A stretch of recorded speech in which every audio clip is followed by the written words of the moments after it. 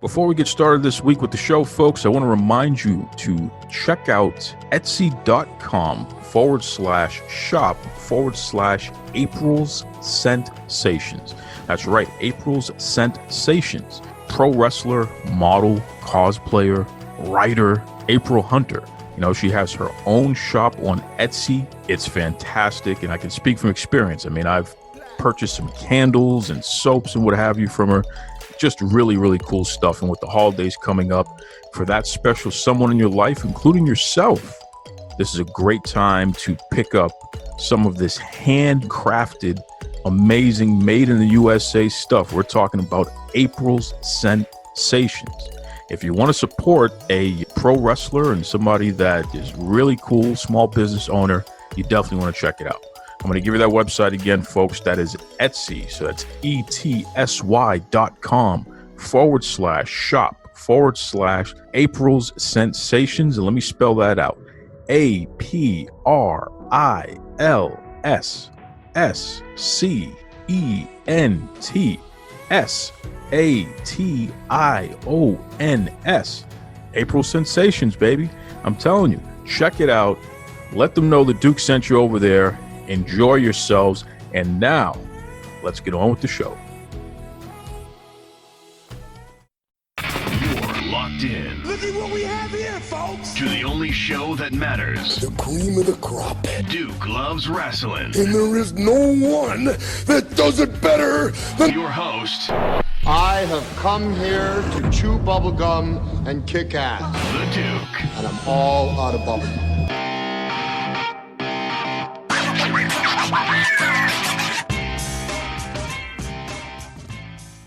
Welcome back to the Duke Loves Wrestling podcast, the show about pro wrestling and everything else.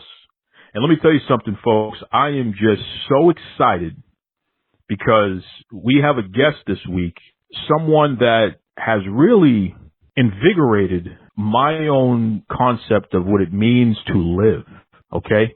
Because this is a person who has fought so many battles in the ring, fought so many battles outside of the ring, and through it all, he's managed to keep his head up, keep a positive attitude, and just keeps pushing forward. And it's such a joy to learn from and have great conversations with this person. And, you know, we decided, hey, let's hit record and let's share some of our conversation with all of you. And hopefully you can get something out of this. Because I'll tell you right now, during these tough times in life, and everybody has their thing, there's no two ways about it, especially in this whole pandemic era, we've all had loss and we've all had challenges. But when you talk to somebody who's going through something else on top of that, and they manage to stay positive and have a laugh and what have you, it really, really puts things into perspective. So I'm really excited to have this conversation today. Without further ado, we're talking about a guy who was a who's who down in the Texas territory, has kicked ass and gotten his ass kicked from here, there, and everywhere, all over that part of the country and beyond. And somebody who, you know, he's described as the most famous wrestler, or even the best wrestler that you don't know about. But you're going to know about him now. I'm talking about my man, Ken Johnson. What's going on there, Ken? I just laying up here, listening to all these tall Texas tales you've been telling. Well, listen, I done shined you up real good, so you can't let me down now. I know. I feel like a brand new scrap-on daughter or something. Well, listen, let's talk about that for a second. How important is it to get a good introduction? I mean, you know, we always talk about people who have their gimmick down pat and having the charisma and the it. But if you don't have a stick man who can introduce you, right, that could take something away from the shine, right? Oh, absolutely. Absolutely. I mean, you know, it used to be an ironic rule of wrestling that the guys who were great technicians couldn't talk at the mic, and guys who were great at the mic couldn't wrestle. That's true. You know, I mean, a perfect example is Gary Hart was a spoiler and all that. There's a big man, can move and groove, but without Gary, think what he would have been. He wouldn't have been nothing. I mean, well, you know, but then we had those exceptions to the rule because I know Bobby the Brain Heenan, he could work. Yeah. Although he was a hell of a talker too, but we had very few Bobby the Brain Heenans. You're absolutely right about that. Right.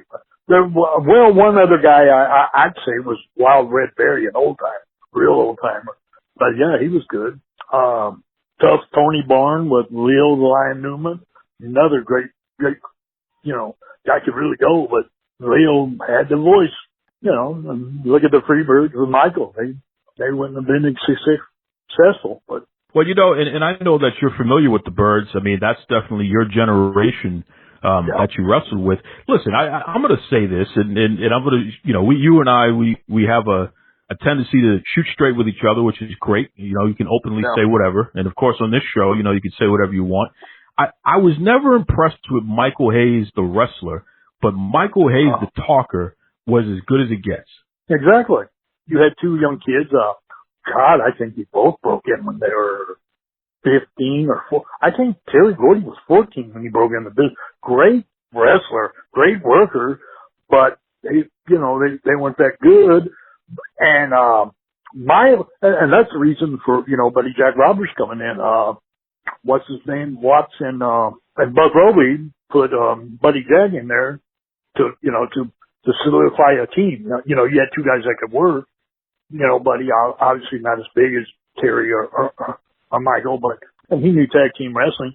And when they put him, hey, it hit. You know, you had Michael on the mic, and Kristen and Freeman, and you know, then you had Terry and Buddy Jack to do all the work, and it was a very successful formula. Worked fantastically. As a matter of fact, I knew Buddy Jack because Buddy Jack helped me break in the business with Johnny Valentine. So. And for you young folks who don't know what we're talking about here, I mean, first of all, you know, Buddy Jack Roberts, who was part of the Freebirds, he was older compared to Michael P.S. Hayes and Terry Bam Gordy. But the thing about Buddy Jack, he was put with those guys, and correct me if I'm wrong here, Ken, he was put with those guys to kind of settle them down because they were a little wild, right? And boy, did that work. Right. But see, this was back when pro wrestling was like the Wild Wild West. And you guys down there in Texas, all of you guys in Texas, you were stiff. It always looked like a fight when you guys were in the ring with each other and with anybody else, because it was like a fight, right? I mean, even you, Ken Johnson, I mean, you're literally known as the greatest Texas wrestler you've probably never heard of. You were a stiff worker, brother. Yeah. Oh, I know. I mean, when I first got being with Johnny and Buddy Jack, one of my first matches with Wahoo McDaniel, he said, "You stiff son of a bitch," and started beating the living hell out of him. Now, can you imagine Wahoo calling somebody stiff? I mean, Wahoo was so feared with those chops. He had hands that I swear could chop wood with, you know. So to get hit by Wahoo McDaniel, you knew you were in trouble, right? Oh, I wrestled the main event in San Antonio with, he said, I kept headbutting him until I busted my own head open. But goddamn, my head busted open. Now that's my blood, goddamn, you old man. Jesus. A double tough son of a gun, man. Why are you known as the greatest Texas wrestler that people have probably never heard of? In your opinion, what do you think about that moniker, and why is it so true? There's been so many great wrestlers come out of Texas, and, you know, like West Texas State, and oh my God, you could name them on and on and on. You know, Stan Hansen, Frank Bitters, Bruiser Brody, the Funks, the Blanchards, the Von Erichs, all these guys were great. They were great workers, man. They knew their stuff. Like I said, I mean, as far as believability, who would dare get in the ring with a Bruiser Brody or a Fritz Von Erich when, you know, Fritz first came down there? He scared the living daylights out of him. Because, I mean, here was a big, rough, tough German guy. And all you had to do was look at him and realize this is a big, tough son of a gun, man. I don't think I want to get in the ring and trade punches with him. I didn't want to trade punches with him when he was 72 years old. Well, he might have been more dangerous when he was 72 because he definitely wasn't trying to. He was going to tater you whether you wanted it or not. So, and he absolutely did in a bunkhouse battle royal. He knocked me into the ropes, and all I could say was, "Damn!" And he said, "Well, remind who signs your paycheck." So you hit me like that again, you won't have to worry about signing my time. I quit. I know. He's trying to take you out, man. But that was back when wrestlers looked like they could fight. And that's not to knock today's generation of wrestler, but it just seems like you're looking at more of a TV star modeling, handsome people here as opposed to the rough and tumble. If you said the wrong thing to this guy, he might beat you up at a bar kind of deal, which is what your generation was all about, right? Exactly. Oh, they were a bunch of salty old dogs. You look at them in the face and stuff. They may not have the potty, but you look at them and and so this guy's got scars all over his body. He's been in 1 or 2 fights, real fights. So real fights, not like today, like you say, today's guys.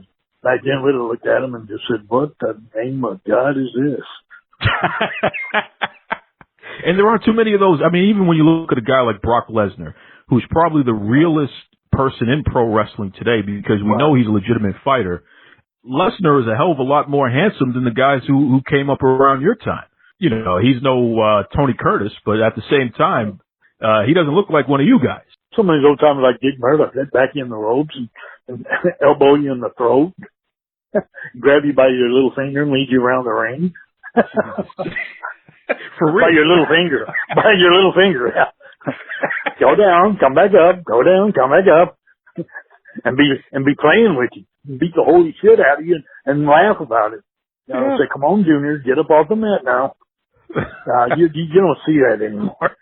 No, I mean, you might get a lawsuit for that. In pro wrestling of all things, you might get a lawsuit for doing that. You know?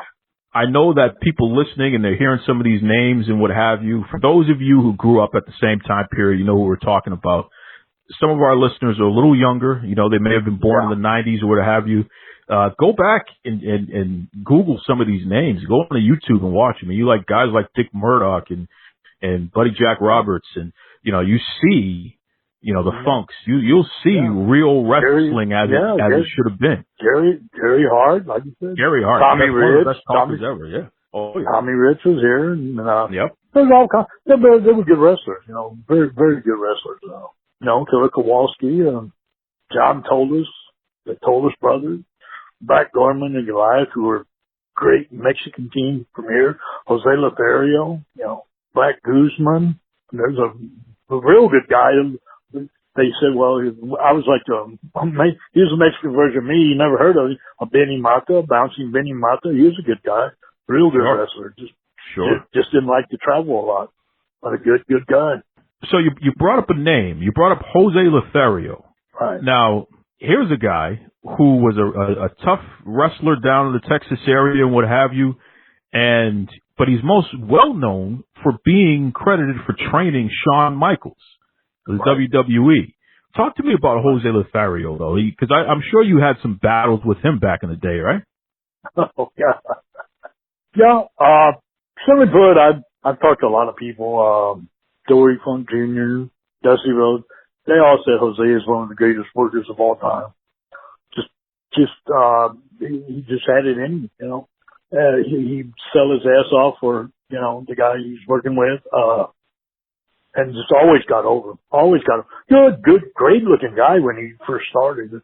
He was battle scarred when he went out, but yeah, a good looking guy, and, he was a mainstay here for years and years. I had battles with him, and I had some battles with his son Pete, who was a wrestler for a while. Not I'd say taller, but not as physically heavy, but a great worker too.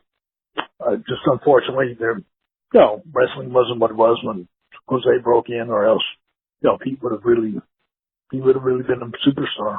If Jose Lothario broke in today, he would be probably one of the biggest stars in the whole world, right? Oh God, yes. Oh yeah. Oh God, yes. And speaking of Shawn Michaels, now you know a little bit about Shawn Michaels as well. In fact, if anyone were to go on YouTube and type in Ken Johnson versus Shawn Michaels, that's one of the few matches that you actually have on YouTube, and it's probably your most popular match. But you've wrestled Shawn numerous times, right? Oh God, hundreds of times, yes. And you helped train Shawn in the ring, at least. Yes, exactly. World Class was running shows in San Antonio on Sunday evenings. And after the show, me and Terry Gordy went out for, a couple of athletic sports drinks, like we always did before we did our routines, our sports routines. You know what I'm talking about. Oh, yeah, sure do. Sure do. And ended up getting home about 6:30 in the morning. Jose called at 8 o'clock. Hey, I have this young kid. I want you to work out with him. And I'm like, oh my God. Okay. Have you smart? Yeah, I smartened him up. I get there. He hadn't smartened Shawn up. Shawn was trying to kill me. It was all I could do to take him down. And then after I took him down, Jose, don't do that. It depresses Shawn. It depresses him. I'm sweating 102 proof, man. Tell him to go easy on me. Wow. Yeah. Yeah, 18 years old. Yeah, 18 years old. Good looking kid even then. So in one time, and he got it. We had him and another kid who was like a junior Mr. Texas bodybuilder. You show him 1,000 times, he never got it. But you show Shawn something one time and he got it. He had a deal for wrestling. There's a physical part. Physical part was nothing, for him. Just, learning the different psychology and all that was basically with Shawn. But always a good guy. Several matches with him and Paul Diamond and me and Sakalia, the Super Samoan, all tag matches. And then we had a lot of singles matches. A lot of great guys back then, like Omar Mihalis, Buddy Moreno, another good guy. Cyclone Negro's buddy, his brother or half brother or something like that. Another great wrestler. I don't know if you remember Cyclone Negro. No, that's, I mean, you're going a little obscure. I know he was a luchador there, but he worked primarily, the border of Texas and Mexico, primarily there. He stayed in the territory, right? Yeah. I'm vaguely familiar. Yeah, they were good wrestlers. Well, Cyclone worked a lot for Dory Funk Sr. and Dory Funk Jr. So. Yep. And we had them come in every once in a while. So I worked a couple of times with Dory. Tremendous champion. What a worker. Great work. Best NWA champion ever, I'd say.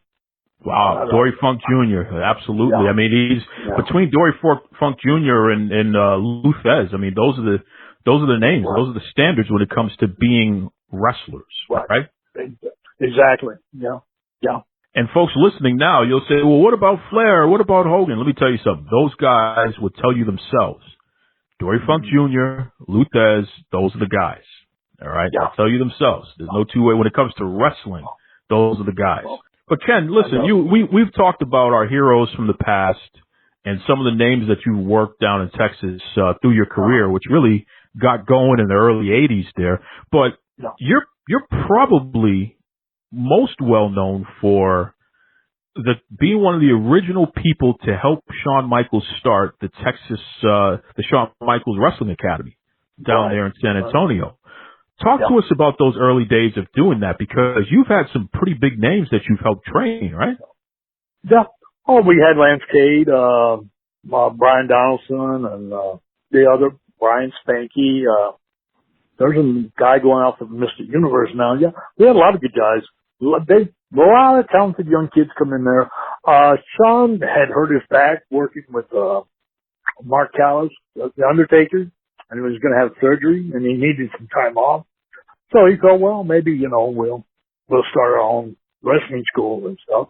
So he got together with Jose and me and another good worker, Rudy Boy Gonzalez, and we said, yeah, well, we'll help you with it. And that's the way it started off. The first class was that memorable. What happened? You got to tell us. Now that you chuckled about the first class, you got to let us know about that. Well, like I told him, I said, are you guys ready? When I ask a question, I expect an answer, and the answer is either yes, sir, or no, sir. So let's try it again. And boy, they snapped to attention. And Shawn goes, God, you even scared me. I said, well, that's what. Sir, may I go to the restroom? Sir, may I go to the restroom? We walk in there. I got, that ain't diarrhea. That didn't come out of that hole. That came out of another hole. They were puking their guts up left there. Jesus, you were running ragged there. Now listen, you said Bryan Danielson, which our listeners will know as WWE star Daniel Bryan. He was a young kid when you guys had him at the Wrestling Academy there. He had to have been, about 18 years old, right? Yeah, but just completely dedicated, man. Completely. They do anything, put the ring up, take the ring down, wash your car, do your lawn. No, whatever you told him to do, he did. Good kid. He made it all the way to New York, WWE, and he became champion and all that stuff. What do you think about that? A guy that you helped train. Like I told him, you're like my kids. I may cuss you out, but nobody else better. I'll beat the living hell out of them.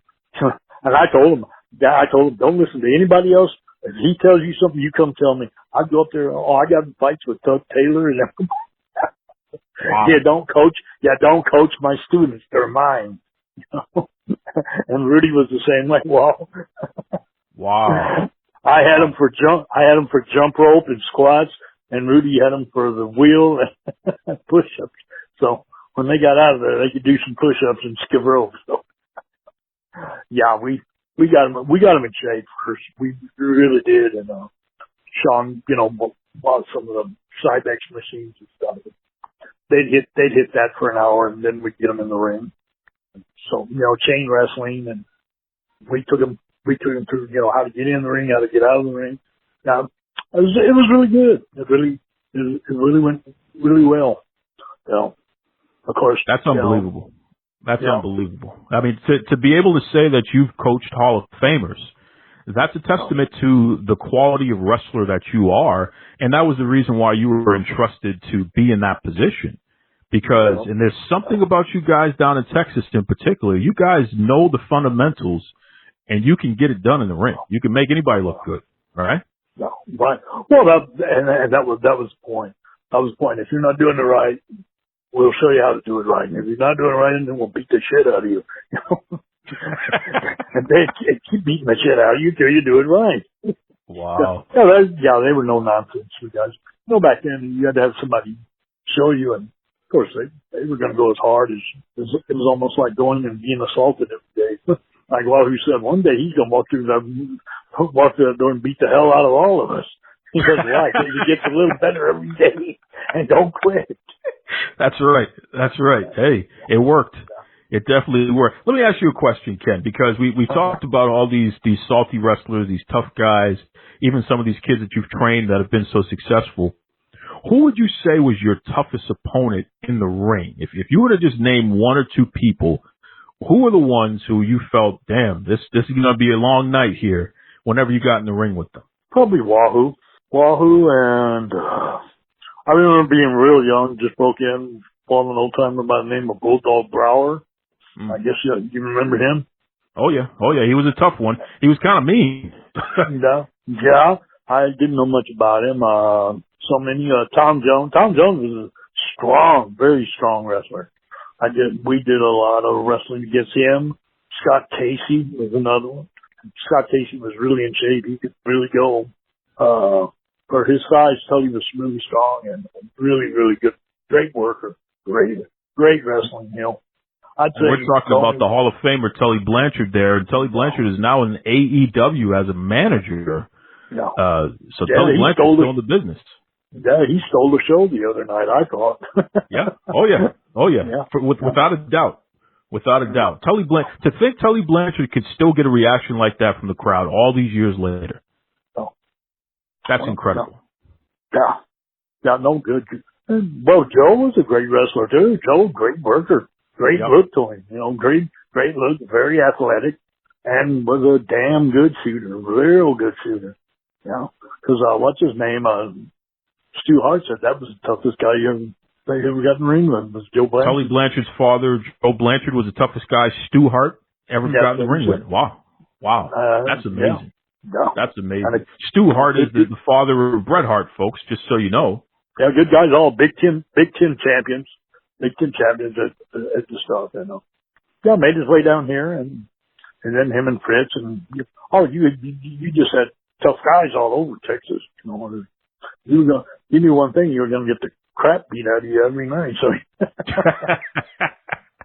Well, speaking of which, I mean, Ken, we've talked about your career, and some of the tough guys that you've had to face, and thank goodness you've survived all of that. But you're battling something else today. Yeah. In fact, folks, as we talk to Ken right now, he's actually in the hospital. Just had a major surgery recently. Talk to us about that, Ken. What was the surgery and what happened there? Well, the diabetes just got out of control, and it got to the point where they had to amputate my left leg in order to save my life. So they did that last Monday. So it's been a little over a week and stuff. And, well, I'm laying up here. No, I'm not done yet. I still got some things I want to do. I still want to see wrestling get back to where it was. The athleticism and guys, I don't care if they look like models or not, just get in there and do some good hard-nosed wrestling, the way we used to like it. And it feels like we're going back to that, where, where it looks like more like a fight as opposed to some kind of choreographed Cirque du Soleil, circus act there. Yeah, exactly. Yeah, that's what we got to get. Like that Duke. That's the way the Duke would have done it. That's right. You better believe it. You better believe it. Let me ask you this, Ken. If you could tell the folks out there any piece of advice as it relates to, you said that the diabetes got out of control. They had to take your leg. What sort of advice do you have for folks who may be going through something similar? Well, it's very simple. The first and most important two things when you have it is your diet and exercise. If you don't diet and you don't exercise, it's going to get you. And it can get you real quick. It can come up real. I was diagnosed in 2003, and now here it is 2020. And they had to do this basically to save my life. But at my age, who wants to go through that at 62 years old? Well, I will. I hope I live to be, my mom just turned 92 today, so. Happy birthday, if I can Mom. live. That's pretty cool. Yeah. and she can still stretch me too, so. So you're still putting Mom over even at 92. Yeah. Oh, you better believe it. Oh, you better believe it. Mama's boy beloved. Well, see, Ken, this is why I wanted to have you on the show, because you're going through a very, very challenging period of your life there, and yet you still have that sense of humor. You still have your wits about you, and as you said, you ain't done yet. So no, hell no. I'm going to pull out some kind of something. The people go, what is that crazy son of a bitch going to do this week on TV? How can he top that? Well, it just gets more dangerous. You know what? Like I said, give the people their money's worth, man. Give them their money's worth. Don't sit there and give them a movie. I don't want to see a movie. I'm not a sports entertainer. I'm a 100% Texas-born, Texas-bred, Dallas Cowboy lover, Lone Star beer drinking Mexican Pinoche eating fool. And that's what I do. I'm going to give you a real fight and give you your money's worth. And that's the way it is, baby. Because that's the way the Duke would have done it. Damn right. We share a mutual friend in Dusty Wolf, a guy that you've been up and down the road with all over the place there. Yeah. Share a story or two with us about you and Dusty getting into trouble. One day I was spoiler number 3 against Dusty Wolf. So I put on Dusty's cowboy gimmick and he put on the mask and I was Cowboy Dusty Wolf and he was the spoiler number 2. So wait a second. What did the booker say? What did the booker say that? He just looked at us. You sons of bitches. So how did the crowd react to you being Dusty and Dusty being you? They didn't care. Oh no. It was in El Campo, Texas. That's what. There was a. So wait a second. Did you do his moves too? Oh yeah. Oh, you better know it. Every time I took a bump, I had one foot on the mat.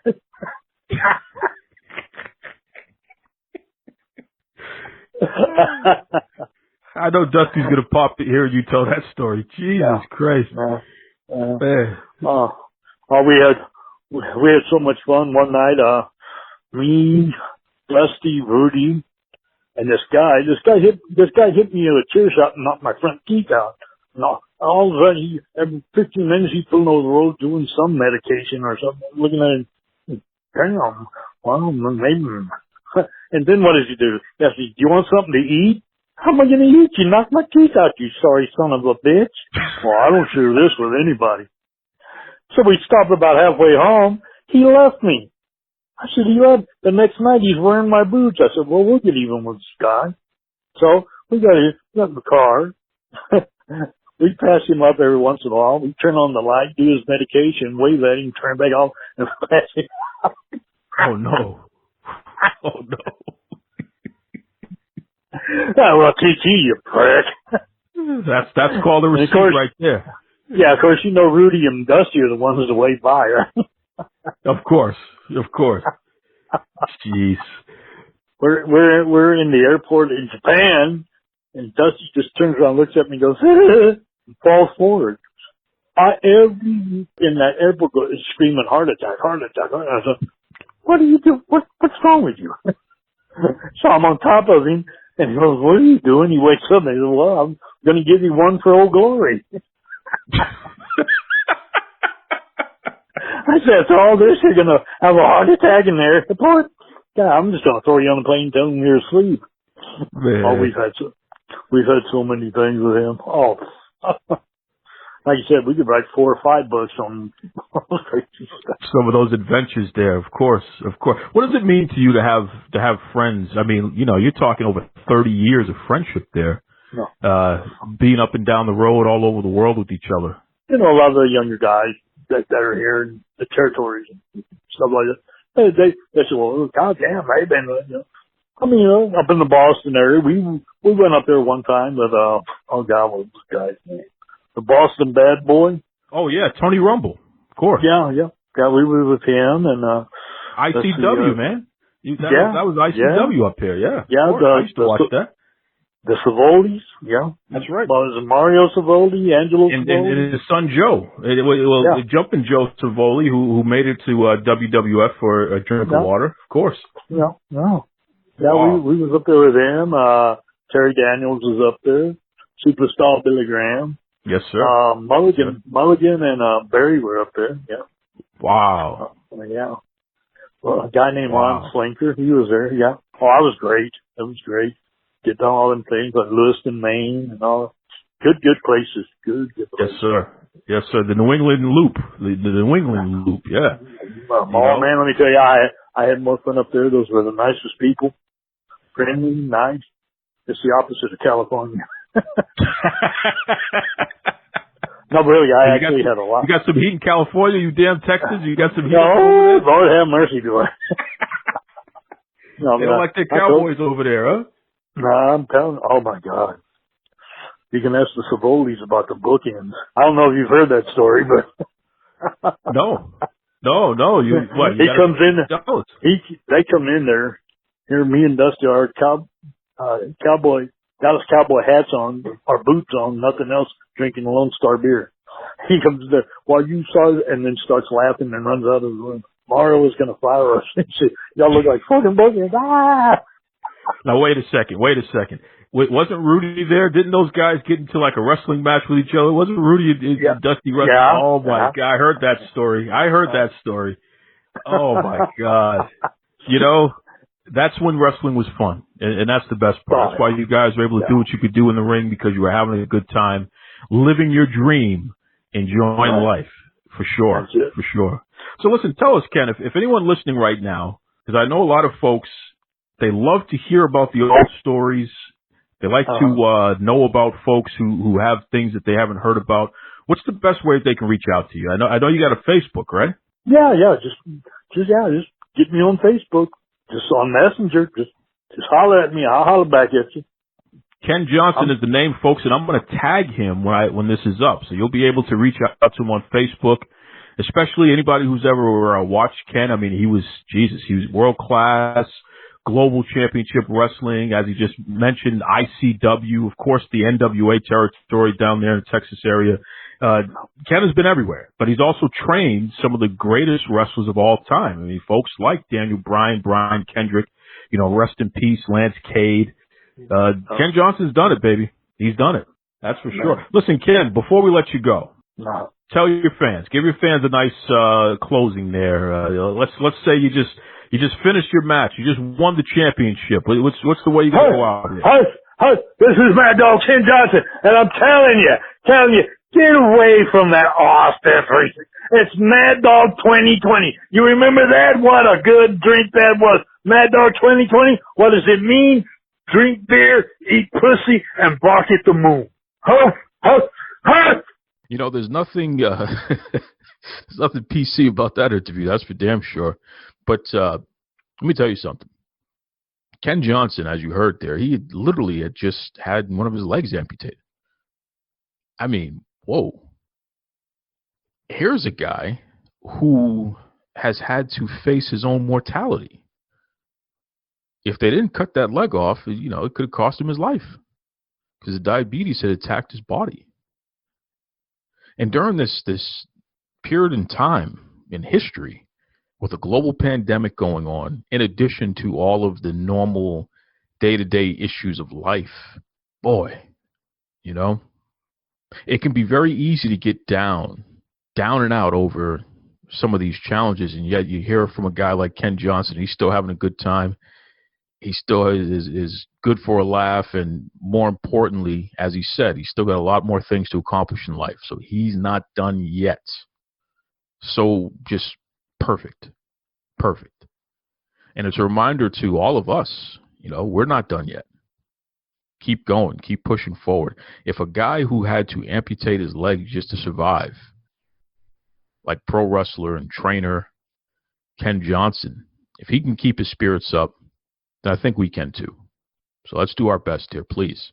Once again, thank you, Ken, and I'm going to, you know, link his Facebook page and what have you, folks. I know a lot of people want to interview Ken and talk to him about his life, his experiences, and more importantly, you know, how he's feeling today. So the start of something great, you know, a new chapter for Ken Johnson, for sure. You know, there's another friend of the show, and he's a Texas guy, a Moonshine Mantell, who had just recently gotten into some sort of accident. So I just want to send my best to Moonshine. I know he's on the mend. He's back home. I'll definitely reach out, try to get him on the show soon so he can give you an update on his own there. But, you know, hang in there, Moonshine, and we're all pulling for you, brother. Also, we have another friend of the show, Catina Rice, who just celebrated a birthday a few days ago. And she went in for major surgery today, as of this recording. So get well, Catina. Can't wait to hear you back on the show again. And, you know, she's one of my biggest supporters. You know, she is part of Duke's Rasslin crew, somebody who has spread the word about this show from the very beginning. Family members and friends, strangers, and everybody in between. Catina Rice has done just a tremendous job of helping grow Duke Loves Rasslin and expose us to so many people. So all I can do is just wish her the best and continue to support her because she's always supported us here. It's good stuff. You know, I feel good. I feel really good. I feel good because I know that at times like this, we have to remember what's most important in life, right? You have your loved ones. You have your people that you surround yourself with. And if you're listening right now, then you're still alive. So I don't know whether you're religious or not, you believe in God or not, or, you know, the man on the moon or whatever. Just there is a bright side to every situation. It's just a matter of, will you allow yourself to see it, acknowledge it, and believe in it, right? That's what it's all about, man. That's what it's all about. And yeah, I can go on and on about this week's wrestling and what's been happening and stuff, but you know what? I want to leave us on this note here, just to continue to push forward. After hearing such a great inspirational conversation with Ken Johnson, there's really not much more I need to add to that. So I'm going to remind everybody, please be kind to yourselves and be kind to others. Catch you next week. Don't worry, I'll be updating you on all the latest happenings in the crazy world of wrestling, and I'll be giving my opinion on some things. And I got some opinions on some things, but I'm going to let it breathe for now, and we'll knock it out of the park next week. Till then, this was all about Ken Johnson, Moonshine, and Catina. And you wonderful listeners there. So take it away, Tony Schiavone. Mr. Tony Schiavone, and we're desperately out of time on Duke Loves Wrestling.